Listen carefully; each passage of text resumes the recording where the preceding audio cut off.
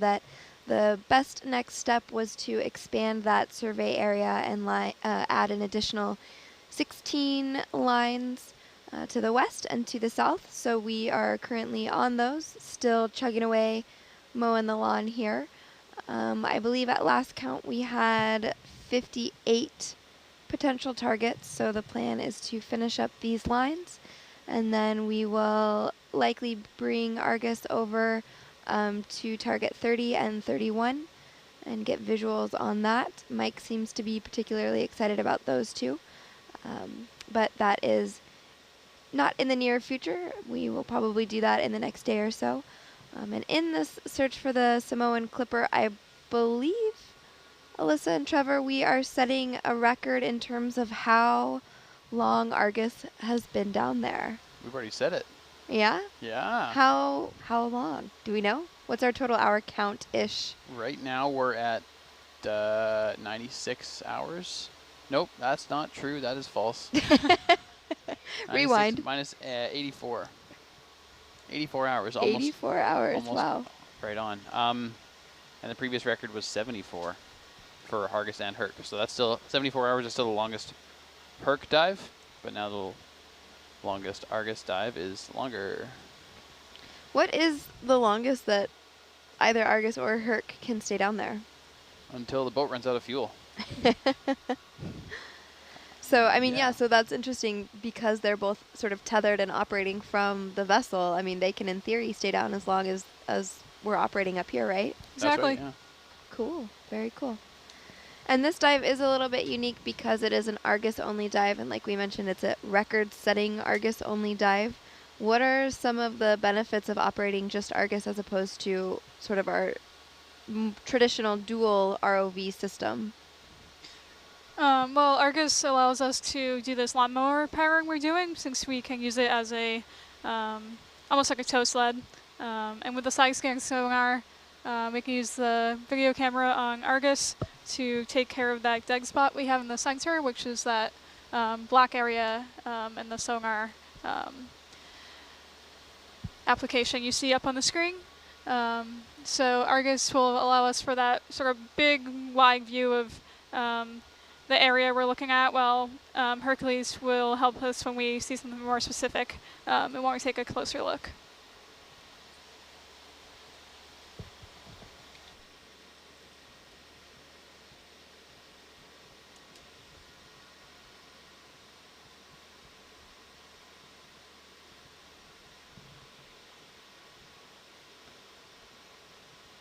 And it looks like Argus has seen some white floaty thing coming into view and then going out of view. That was a siphonophore and a sea cucumber. And a sea cucumber. I've seen a lot of sea cucumbers, a lot of rocks, a lot of siphonophores. So we are looking, this is sort of that muddy bottom that we've been talking about. You can see that in the side scan sonar as well, just sort of that flat orange. But just because we're not necessarily seeing an abundance of marine life doesn't mean it's not there. Right, Suna? Right. I'm glad we can agree. And that's because Argus is flying at an elevation of, or an altitude of about 15 or so meters. So we're not necessarily having eyes down super close to the bottom of the ocean in order to see what lives down there.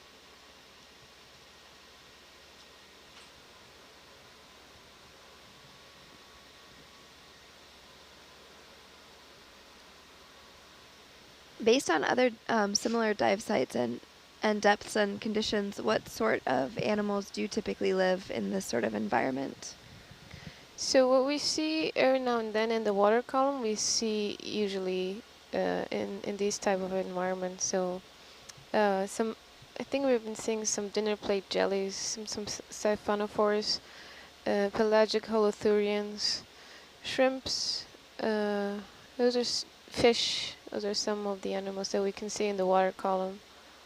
On the sediment, we usually see brittle stars, also holothurians, anemones, sea pens. What else?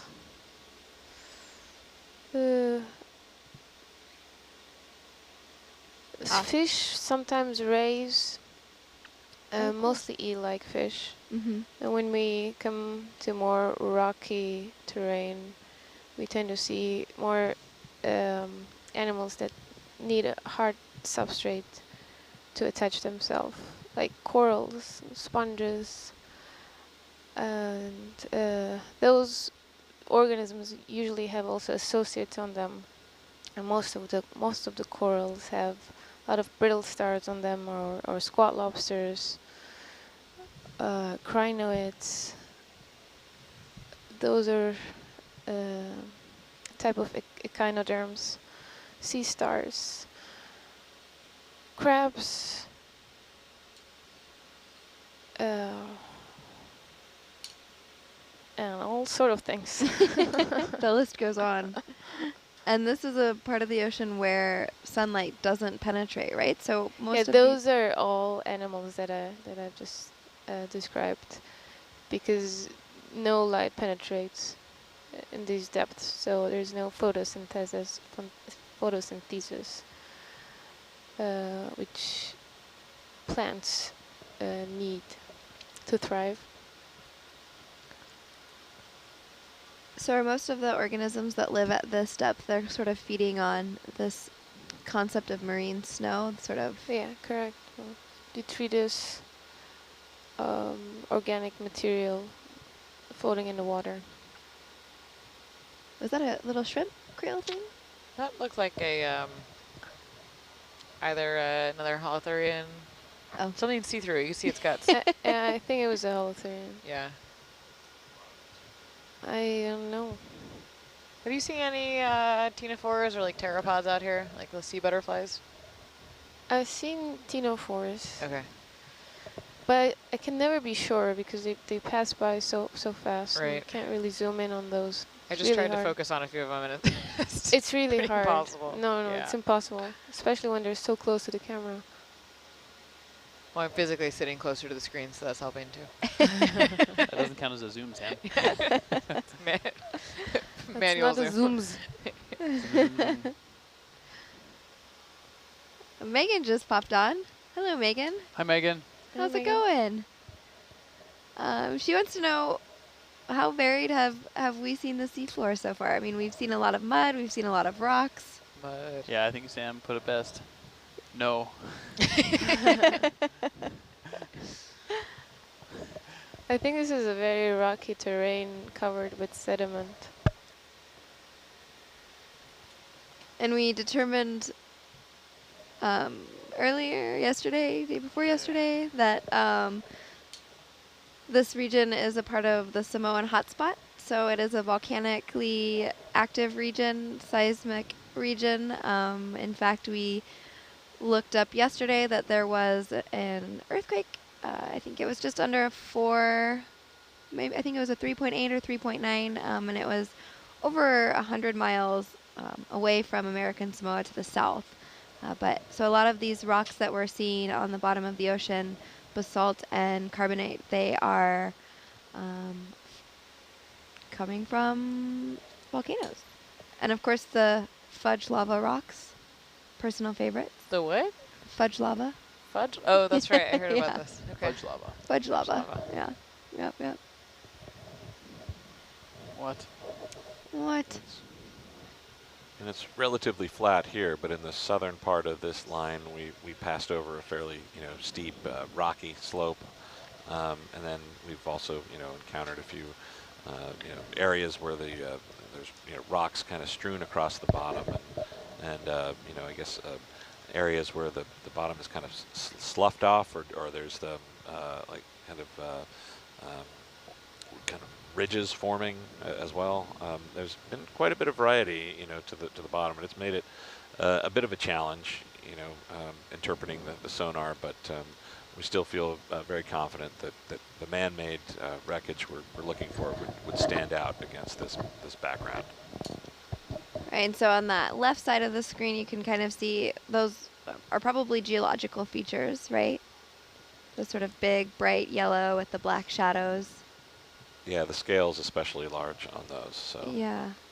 And so at the beginning of the dive, just before the research team was, well acquainted with what the bottom of the ocean looked like here, some features were maybe a little bit more exciting, and looked to be more human-made than geological. But as the team has continued to look at the ocean floor for 84 hours, they've become well acquainted with what it looks like, and so it's easier to see, we're looking for something that definitely does not belong here. So if it looks sort of like something, sort of like other points or targets, it's probably not an aircraft. So an aircraft would really, really stand out just in terms of, those really hard and fast lines, those sort of right angles. And then, of course, we are looking. Probably our best bet is to keep an eye out for that wing, right? I mean, it was the largest piece of the aircraft. It was the sturdiest, and it, of all things, would have most likely held together. yeah, exactly. It's the the strongest part of the airplane. It's 118 feet 2 inches in wingspan and 13 feet across, with at least the center portion entirely skinned in aluminum, but with aluminum structure running the entire length of it, and with 4 half-ton Pratt & Whitney R1690 Hornet radial engines arrayed along the leading edge, with 11-foot Hamilton standard 3-bladed propellers on each one of them. So that piece, we think, should present our best bet, and it was described, at least by the eyewitness, as sinking intact. So that's the thing we would most expect would catch our attention. And it also had those 4 half-ton engines Yes. to it as well, Yes. right? Yep. And so the best bet is that those engines would have sort of had the aircraft or the wing or whatever was attached to it head straight down. Yeah, it's just, with the fact that the explosion occurred, in the compartment directly beneath the wing, tend to think that might have separated it from the rest of the fuselage, or at least when it first started to sink, and the weight of those engines would have dragged it almost straight down, with that leading edge, that narrow leading edge, it would have been more likely to just kind of more knife down through the water than flutter or fly away.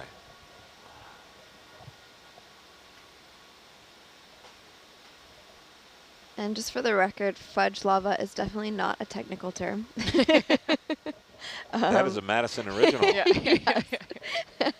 I think I was trying to describe pillow lava, but was really hungry when that conversation was happening. So do not use that in any future scientific research.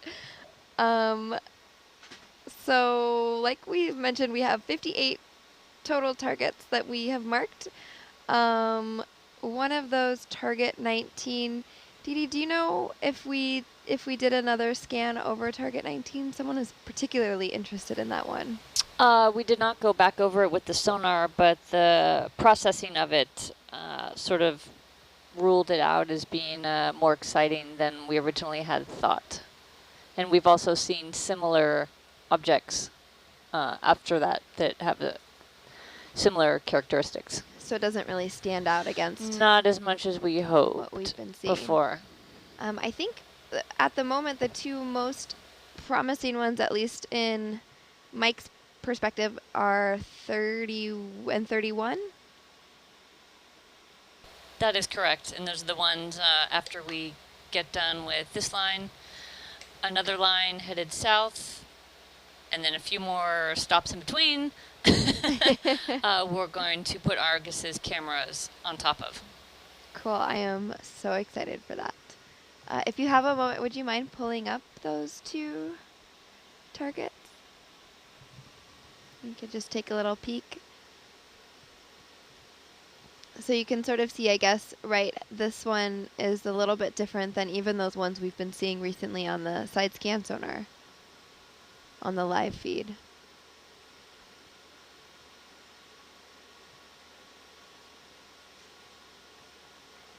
And that one, what exactly are we looking at here that is maybe interesting? Yeah, I think in this instance, you know, so we're definitely in the center of it. We're looking at a rock, like the big yellow section. Hold on, is definitely geological, but and then you can see, like to the right of that, where the crosshairs are. There's a black, you know, that's a shadow. That's where the sound waves are not penetrating, and so you're getting kind of the shadow of the object that it's imaging. And so to the left of that, which is, you know, close to where the source of the you know, the sound waves are coming from the transducers, like there appears to be some objects like kind of grouped in front of that rock, alongside of it, between the vehicle and the rock itself, and where there's some you know, what appear to be kind of straight edges, like parallel, you know, thin straight edges, and joined by, again, sort of regular shaped pieces that seem at first look to be, you know, not naturally occurring, and where there's some pretty sharp shadows, you know, coming off of them. So, you know, there's also some angles, though, that is more likely imparted by some distortion caused by the motion of the vehicle, you know, up and down through the, you know, as the waves that are lifting the hull of Nautilus are kind of transmitted down the tow cable, and affect the way it travels through the water. So, but you know, the only way to know for sure is to go look, and I think this is a good kind of test case to you know, we'll run the Argus camera over that spot and then see, you know, what could be causing these images. You know, is it something natural, or is it man-made? And 30 and 31 are in fairly close proximity to each other, which, you know, makes it convenient to be able to study the two of them, but also suggests that, you know, if we're looking for what we expect to be a debris field, you would think there'd be concentrations of things. So you know, the fact that there's a couple of interesting, you know, anomalies that are in proximity to each other, you know, might suggest that there's a debris field present. So, and it also gives us an opportunity to, Mike, in reviewing the data, you know, discover that there's a slight gap in one of the lines. I think it was line 11. So that this will afford us the opportunity. We'll go back. We'll make sure to plug that hole, like, so that we can say, you know, without a doubt when we come back that there's an area that we have scanned, you know, thoroughly and completely, and then you know, but it also gives us the chance to go and check these things out and you know, get some perspective on you know, on the reality, ground truth, like how is what we see, you know, in the camera and on the, you know, through that you know, method, and how does that compare to what the sonar is showing us. That's a good reminder too. I feel like, at least in my mind, I expect it to be this perfect muddy brown bottom and then this like dramatic difference. But as we just saw in target 31, there could very well be sort of debris and, you know, sort of parts of the Simone Clipper that are nestled within these rocky terrain. So it's probably a little bit more nuanced than just spotting a human shape, or like a human crafted shape on the floor. Yeah, exactly. And I mean, it won't look like, I mean, there have been, you know, instances where you know, a plane was maybe, you know, ditched or you know, force landed in the water and sinks intact, and that when you image it, just looks like it's parked there. It looks, you know, exactly. You can see the wings and the tail, and you know, and it's recognizable instantly as an airplane. But since we know this one, you know, suffered a fire and an explosion, it is you know, almost certainly not intact. It won't look like a model of an S-42 just, you know, left out on the kitchen floor. It's going to be in, you know, in disassociated pieces, but those pieces should still be, you know, recognizable as man-made. They'll stand out, you know, from the natural features around them. You know, there'll be stronger returns from the aluminum, the metal, and the structure will reflect, you know, stronger than the surrounding you know, mud or sand or rock, and there'll be more, you know, regular kind of straight edges and right angles and pieces you know, sticking out, details of you know, structure that protrudes out and extends in relief above the bottom, that casts, you know, distinctive shadows as well. So, you know, we still feel like that that, you know, if we come on to that you know, that wreckage, we'll be able to recognize it, you know, against you know, what we're now familiar with of the natural features of the bottom here.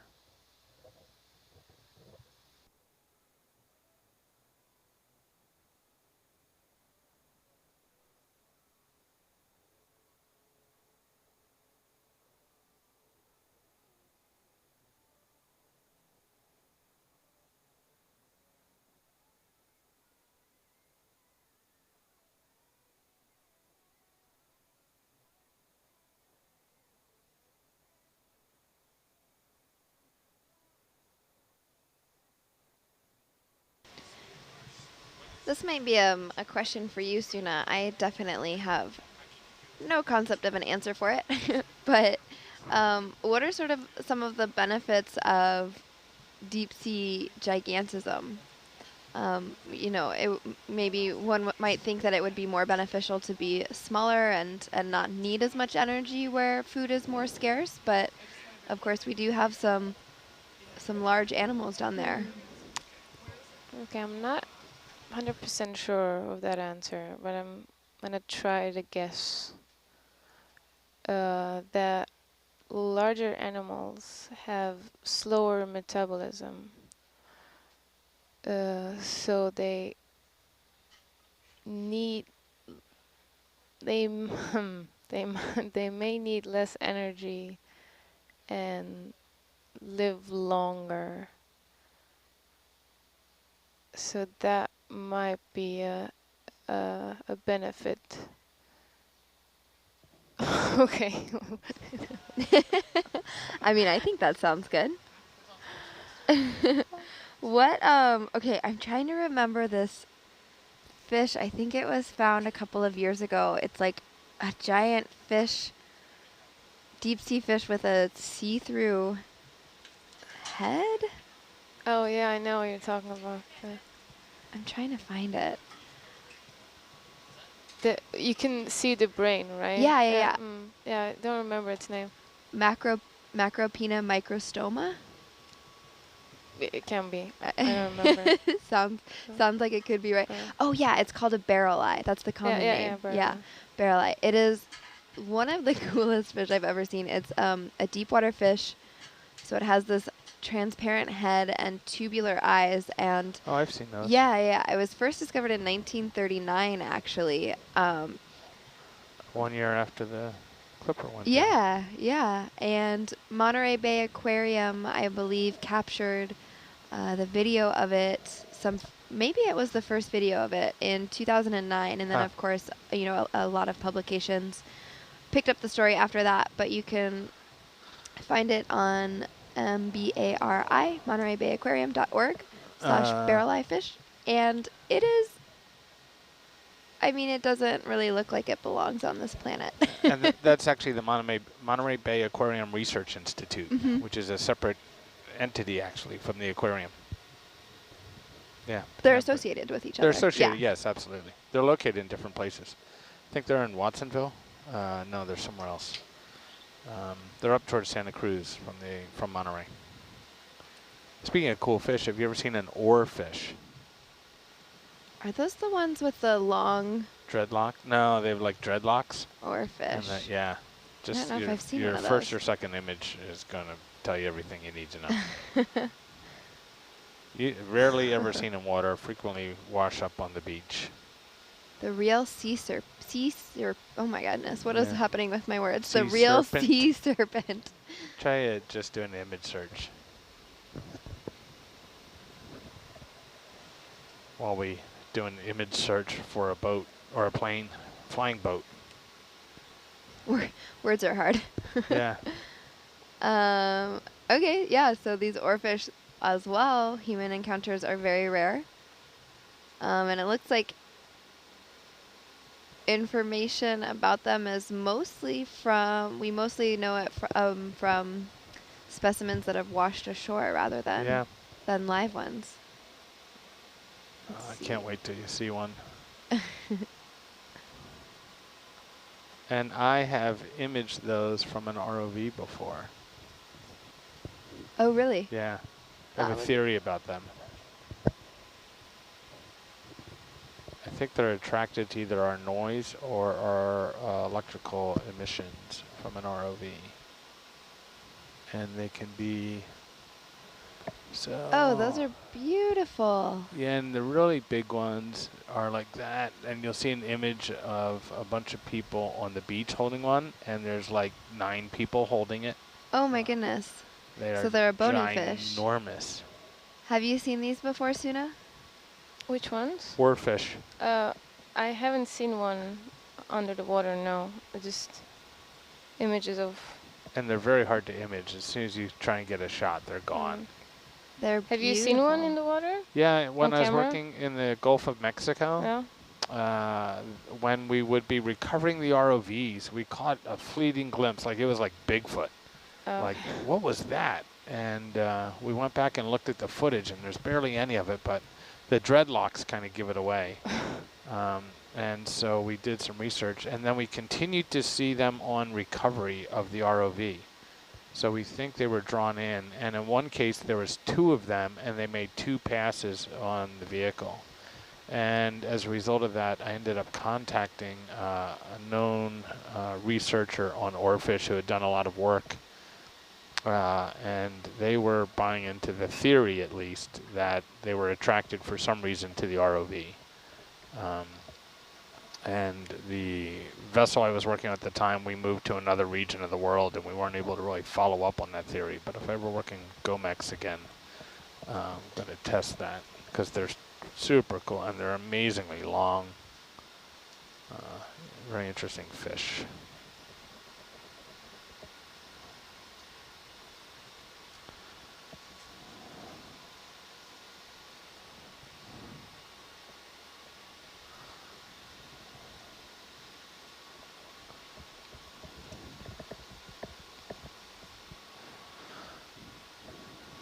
The oarfish's name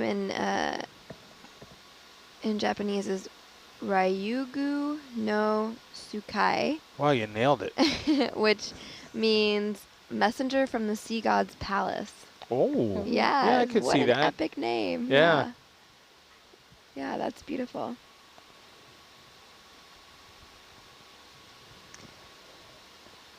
I'm going to rename my computer to that.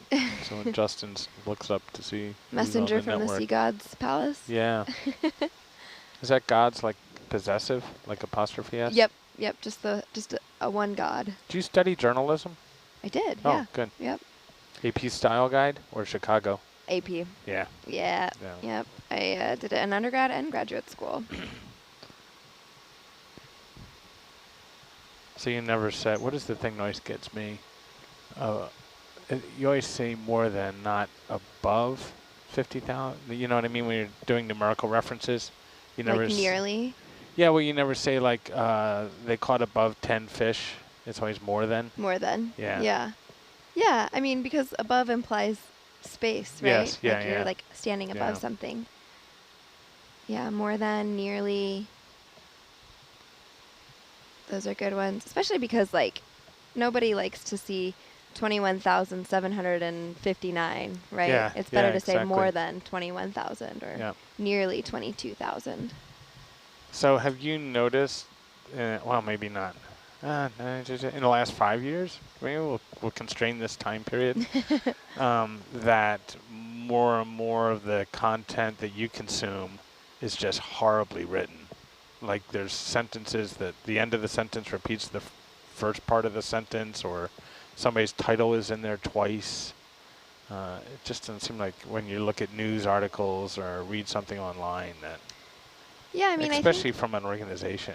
I think it depends on what sort of news it is too. You know, I mean, if it's breaking news and you're just trying to get something out yeah. on the wire, you're just pushing it and trying to notify people. I get that. Yeah, those deeper dives and feature-length pieces people tend to spend more time rereading and editing. And I notice obits now mm-hmm. just rehash the same stuff, but separated by like 4 graphs. Yeah, I don't read a lot of obituaries. Yeah, I just saw one on somebody, and it was like, wow, they're just really milking this. Wow, yeah. Yeah, I don't know. Word count. There was a writer, I think it was for the New York Times. I'm not sure if it was a man their style. or a woman, yeah, and they were known for this very eloquent storytelling way of writing obituary. So it wasn't sort of the standard who, what, where, when. It was, it was like this, you know, story behind the person. Right. I like the New York Times style of using a formal title in second reference to a person.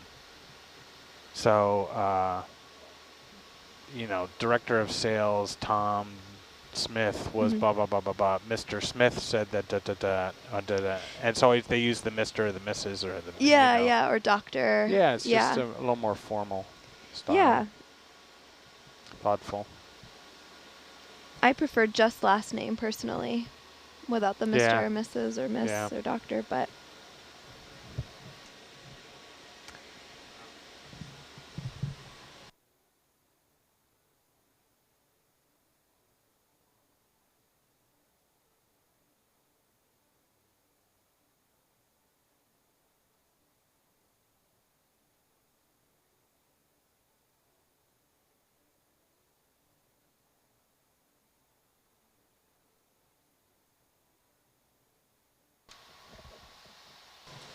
To my knowledge, I don't know if there are news stories that are, you know, those quicker, smaller ones that are written by computers or algorithms. I think I've not heard of that. So. Yeah. There used to be the old, what we called rip and read. So something would come across the AP or the UPI wire. Yeah. And you would just grab it, especially if it was a flash. I did some radio news when I was in the Army, and you just verbatim read it. Yeah. So you were you were the computer in that case, but it was just transmitted by electronics, still created by a human. And yeah, and I worked in local news too, and we have, you know, the wire, which is all digital. It's all over the computer now. We don't actually have a wire. Right. Yep. But it is, you know, you have these short, quick headlines, but it's always written by a person in that area. So if there, you know, is an earthquake in California, that reporter on the scene will head into the wire service, write down a quick sentence, you know, magnitude this, this, and that, in this location, this far away from this place.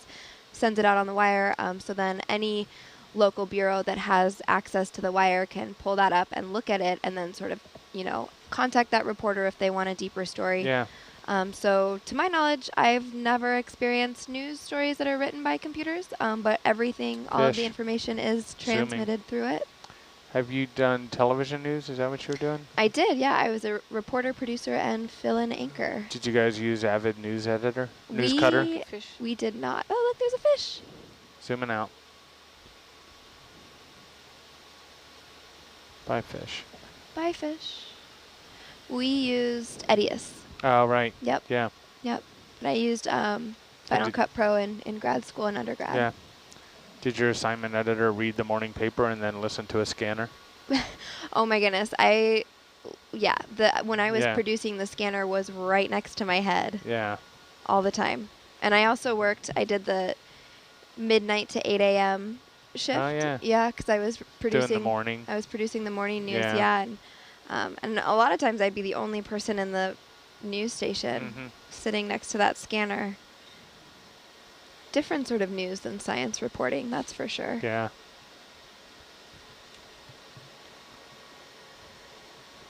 Tuna was that fish we just saw. Would that be this eel-like fish? I don't think it was an eel. No.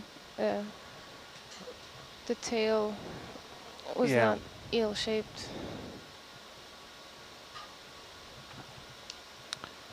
Soon, have you seen the freshwater eels that they have in the tropics here? No. So I don't know about Samoa, but in Polynesia, French Polynesia, which is to our east, the eels are a revered species, and they're in the rivers and in like waterfall ponds and lakes and stuff, and the locals will go down and feed them, and they're bigger than a human leg. I mean, they're ginormous. Maybe one of our viewers from American Samoa could tell us a little bit more about that. Eels. Are they also fished and eaten? I don't know. I don't think so. How was the weather when you were out there before you came in? It was nice and sunny and clear over there. It was dumping down rain over there, and it looked like it had just rained on the boat, and it was kind of cloudy over there. All of the directions. Do we have... It's the tropics. Yeah. Could we pop up one of those cameras outside? Yeah. Yeah. Still looks gray. Let's see, the sunny part was over here. Should we put it on the quad? I don't know, that camera's a little wet.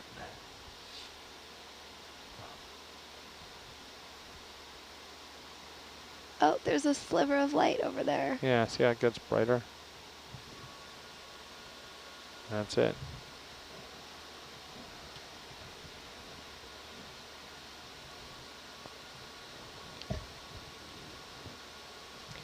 Does that look like a geological feature in that bottom left quadrant? Seems to be similar to what we've been seeing, the sort of various round objects, one after another. And it continues on. Yeah, it keeps going, huh? I'm curious to see what that looks like, you know, just in terms of what it is. Do we think it's probably some sort of rocks, maybe like we've already seen below Argus? Could be.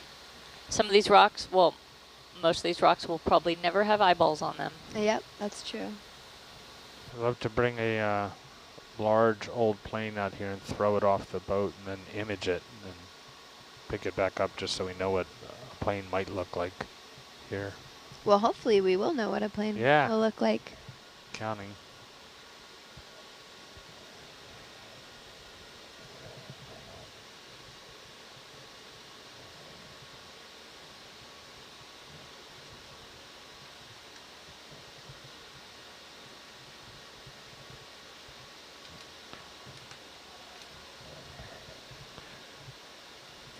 Trevor, you been getting any phone calls telling you that your social security card has been deactivated? Well, yeah, I did, but lucky for me, I don't have any social security. Did you really? So perfect. No. Oh, no. They probably know. Are you a 6? What area code are you? Sorry? Are you a 604 number? I'm not a 604. Oh. We get social insurance. No, your phone number. I know, but I'm saying we don't have social security. I know, I just didn't know if the scammers were smart enough to only target Americans. Oh, I see. Oh, I see. Yeah. I don't get phone calls out here. I haven't had a phone call in weeks. Huh.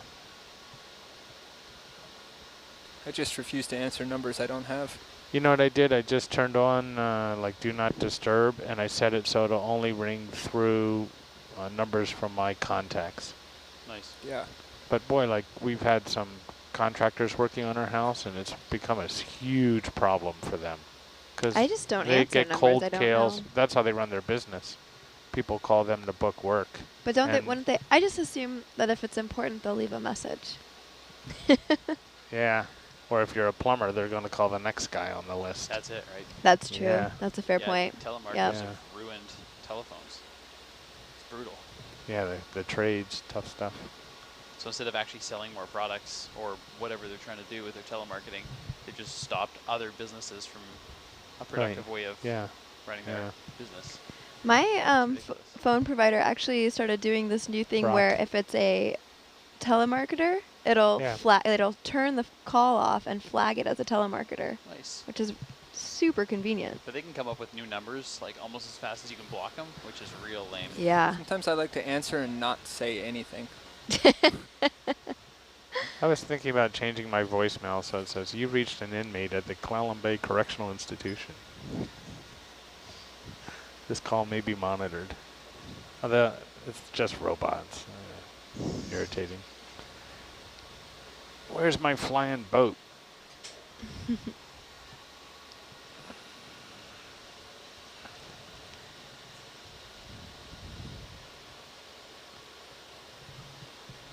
So looking at the map here, any new countries popping in? Guernsey. Off of the UK? Yeah. Hello, hello. We still have American Samoa with us right next door. We also have a lot of Europe. The UK, Finland, Denmark, Germany, Sweden, Netherlands, hello, hello, Canada. Looking at the map of the US, we have folks from Hawaii all the way up to the Pacific Northwest and down to Southern California, throughout the Midwest, Great Lakes, up into the Northeast, and then all the way down to Florida. If we had a little more resolution, you and I could probably name all the dots in Alaska. I don't know if there are any in Alaska. Where are all my Alaskan viewers at? Hey guys, come on. Nope. There's somebody in, what's that town? What's that town in Alberta? Not Banff, Jasper. Calgary. Calgary, yeah. Yeah. We've got the San Francisco Bay Area. I see that on the map. A lot of Puget Sound. Thank you, Puget Sound, for representing. Portland, Salem, Klamath Falls, maybe? Maybe. Sacramento, that might be Sacramento. Yeah. And then we have some LA, San Diego. Vegas? Or Reno? I think I see some. Vegas. Do I see a New River, Arizona in there? Maybe Phoenix. This is a fun game. I don't know my East Coast or my Midwest very well. I don't want to, I mean, I guess. Tallahassee, Jacksonville, Houston, Dallas, San Antonio. Austin? Is that Austin right there? No, I think that's, oh, maybe. Yeah. It's hard when there are no state lines on the map. And then what are we working with up here? Okay, we've got Massachusetts. Connecticut. New Hampshire. Yeah, you've got looks like maybe a Delaware over there. Yeah. Who's up here? Down south. Vermont. And then Maine above them, but nobody there. Nobody in Maine. And are these viewers? Yep. Yeah. This is a new game. Mapping the cities without any boundaries, political boundaries. I like when you look at footage of from the space shuttle. Yeah. And you're like, where on earth is that? You're looking at this crazy landmass, and it's like, I've never seen a country like that. We've got Oklahoma And then you're like, City. oh, that's Florida. It's just not oriented north up like I'm used to seeing it. Yeah. Totally. I think we've got Tampa Bay, maybe. I make a map of all the roads in the U.S. and it's really, it looks a lot like the lights at night. Oh yeah, from space. yeah. But you can see cities and the grid pattern of the Midwest. Yeah, it's really cool. There's a shot I have on my computer from the space shuttle where you can see kind of like from Portland, Oregon up to the tip of Vancouver Island. And it's, nice. you know. Southern tip. One. Yeah. No, I think it's a pretty wide shot. I wonder if I didn't call your city, feel free to pop it in the chat there. no Mill Creek, Washington? Anybody in central Pennsylvania? Yeah. One of you East Coasters is going to have to. Pennsylvania or whatever it is. Pennsyltucky? Pennsyltucky. Hey, Montana does Montucky too.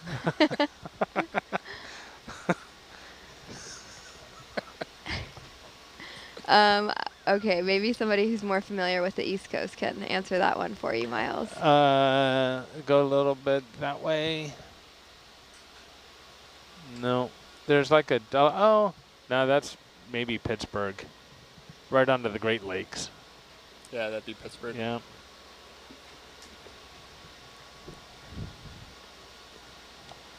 Back to the work at hand. We are looking for the Samoan Clipper. It was a Sikorsky 42B flying boat. And these were a unique set of aircrafts from about in the 1930s that were built in order to reach places a little bit harder to reach. So they didn't have landing strips typically, and they only landed on the water. So places like American Samoa and Kingman Reef. Honolulu. Oh, okay, here we go. We have Athens, Georgia. We also have San Rafael, just north of San Francisco. So that's my neighbor. I'm in the Mission District. They're in Marin County, though. Yep. Yeah, I've worked up there. Yeah, I have family up in Larkspur. We also have New City, New York, and Cheshire, Connecticut. All right, so we've named a few of these areas. Westport, Washington. Hello. Halifax, Nova Scotia. Not been in Nova Scotia. I've been in Newfoundland. Oh, I also have, Miles, have you seen the map of the world where it's just the oceans highlighted, not the land? Yeah, I've made that map too.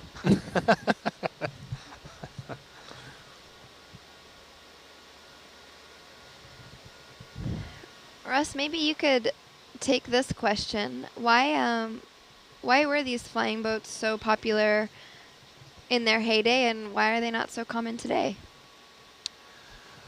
Well, in their heyday, they were intended for transoceanic travel and for, as you mentioned, to reach, places that had been, formerly isolated and that didn't have developed airfields, and the aircraft themselves,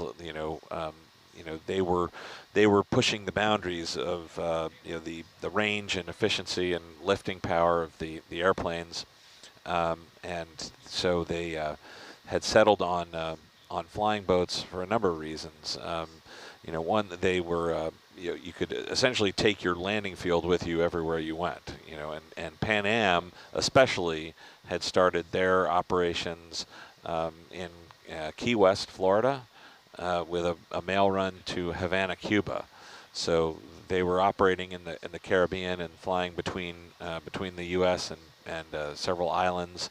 So it made kind of logical sense that without developed airfields, what you would do is kind of piggyback on the existing infrastructure, which was for the port facilities that serviced the shipping trade. So you could capitalize on that, and there was also a added degree of safety, in that a flying boat, unlike a land plane, when you're operating over water, you can land. You have a chance at least to land anywhere. Of course, it's still not really desirable to land a flying boat in open ocean, with where you're at risk to the swells and the waves. But it's a better opportunity, better option than trying to set down in a land plane. They. Pan American was pushing the boundaries, to ever increasing range and passenger capacity. There's a story that goes around that when the aircraft manufacturers got the specifications that Pan Am and Pan Am's founder Juan Trippe what they wanted, he supposedly complained that they don't want an airplane, they want a miracle. But there were two companies that took up the challenge, Sikorsky and Martin, and Sikorsky developed the S-42 which of which Simone Clipper was a later B model, and then Martin Aircraft built 3 of the Martin M130s that were intended for even the longer range flights, so yeah, so they they were as Pan Am kind of led the way, in pushing across the Caribbean and down into Central and South America, and then across the Pacific and ultimately the Atlantic as well. The flying boats served them very well, to be able to land, virtually anywhere they were bound.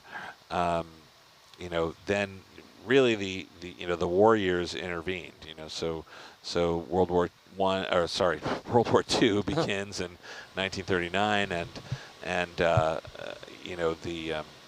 the needs of the war, advance the aeronautical engineering, which had been growing in leaps and bounds already from the 20s and into the 30s, but it takes on a blisteringly fast pace during the war, just out of like dire necessity, and so airplanes grow ever more powerful and faster and more efficient, and can carry more cargo and more people and fly further distances.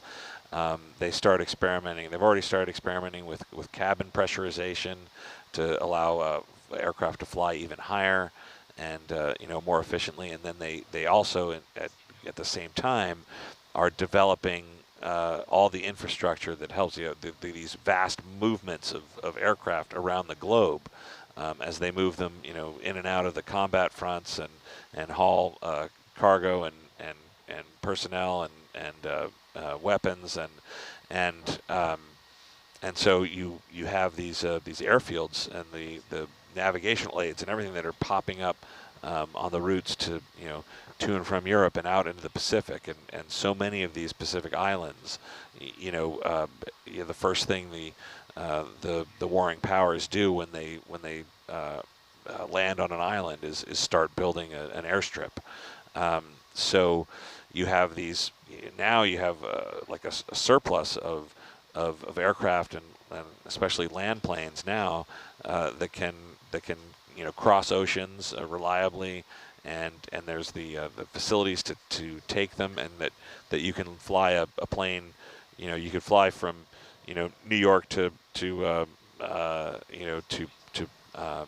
London, say, but then you can continue on to Berlin, and you wouldn't be able to do in the same plane. You couldn't do that in a flying boat.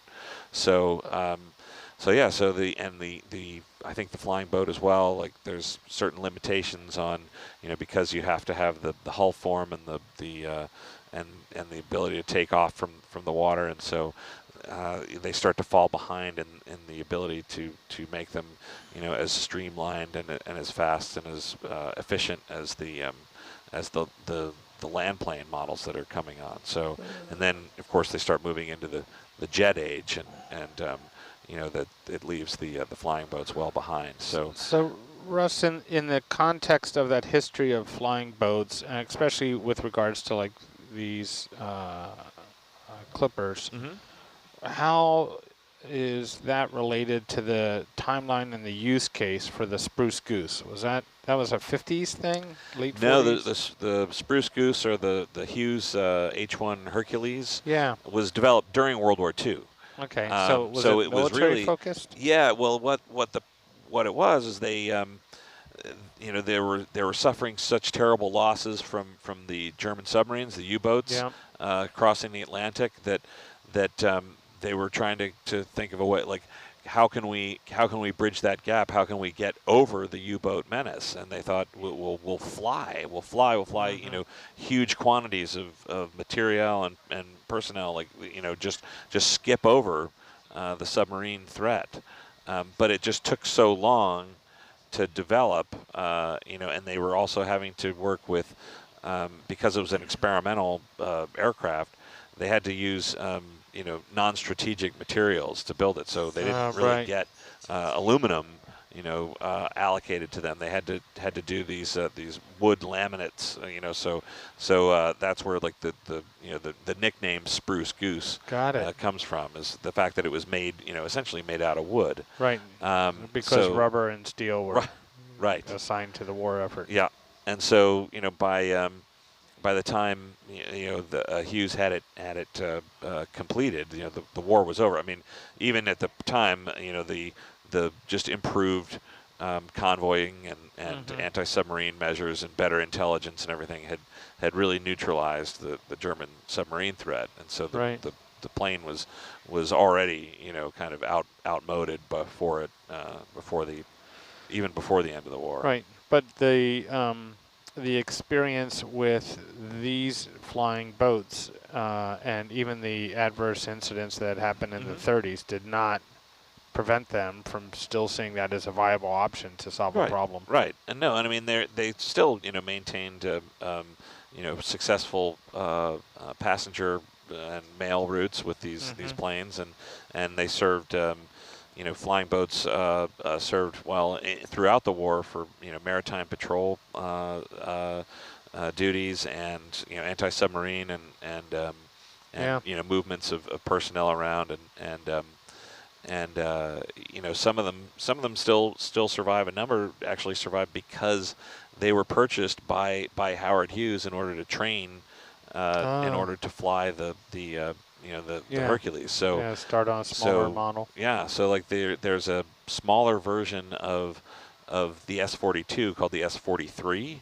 That was called the Baby Clipper. Yeah, that's a 2-engine aircraft, and there's 3 of those that actually still exist. There's 2 military versions known as the JRS-1, one in Tucson, Arizona, one at the Smithsonian Air and Space Museum, and that was a Pearl Harbor survivor, and then one that was actually specially ordered by Howard Hughes that's in a private collection with a man by the name of Kermit Weeks, who very kindly allowed me to tour it. He gave me a private tour, brought me into their storage hangar, and showed me the airplane. And are these riveted together? Yes. Yeah. Yes. And then Hughes, I think, also at one point owned a consolidated PB-3Y Coronado, a huge 4-engine Navy patrol bomber that he then trained on to familiarize himself with, like, the what he could expect from this massive flying boat that he was building. Huh. Great stories. Oh yeah. We have a couple other viewers popping in. Mooresville, Indiana, hello, Blue Springs, Missouri, and Minneapolis. All right. Yeah, pretty exciting. And just to give you all a quick update, our science team has marked 58 potential targets so far, and we are still conducting our side scan sonar survey. And as we mentioned earlier, we did finish up that original survey area, and it was determined that it would be in the best interest of time and resources to extend it to the west by a few lines, and so that's where we're currently operating. And that was determined based on a number of factors, including the original investigation, as well as some reports of where debris had washed up at the time. I believe it was a little over a week after the accident. And so the plan is to map this area and then eventually make our way back to 2 points in particular, and that's target 30 and 31, and we will get Argus on top of those to give us a visual of what they are. So they are a little bit different. We've spoken about this already as well, just in terms of when it comes to marking targets before the team is really oriented and familiar with what the seafloor looks like. As you can see in the survey in that top left-hand corner, points look to be interesting that may, you know, sort of eventually end up just being geological features. So it took a few watches to really familiarize the team with what the bottom of the ocean looks like. So those points that we're looking for are ones that really are anomalies, so they don't look like anything else that we're seeing, right? So if we see one feature that looks like 3 others, you know, it's pretty safe to say that that's probably indicative of the environment that we're operating in. So we're really looking for, you know, those images that come back that look like nothing else at the bottom of the ocean. I hope I did that summary justice, Dee Dee. That was excellent. Okay. Couldn't have said it better.